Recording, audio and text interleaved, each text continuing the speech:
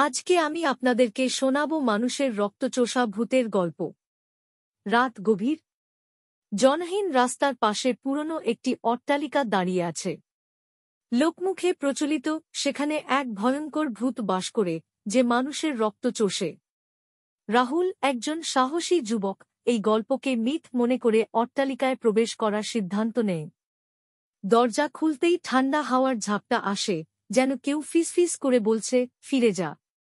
রাহুল ভিতরে ঢুকে চারদিকে তাকায়। হঠাৎ করেই সে অনুভব করে কেউ যেন তার পেছনে দাঁড়িয়ে আছে। দ্রুত ঘুরে দাঁড়াতেই দেখতে পায় এক নারীর ছায়ামূর্তি, চোখ জ্বলছে রক্তলাল। মূর্তিটি ধীরে ধীরে এগিয়ে আসে। রাহুলের শরীর স্থির হয়ে যায়, যেন পা মাটিতে আটকে গেছে।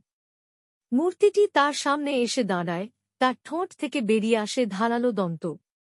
রাহুলের চিৎকার মুখে আটকে যায়। সেই মূর্তির ঠোঁট রাহুলের গলায় লাগতেই সে অনুভব করে তার শরীর থেকে রক্ত শুষে নিচ্ছে সেই ভয়ঙ্কর ভূত। রাত শেষ হওয়ার আগেই রাহুলের নিথর দেহ মাটিতে পড়ে যায়। সকালে লোকজন সেই অট্টালিকার সামনে রাহুলের রক্তশূন্য দেহ পড়ে থাকতে দেখে, আর গল্পটা আরও গভীর হয়ে ছড়িয়ে পড়ে।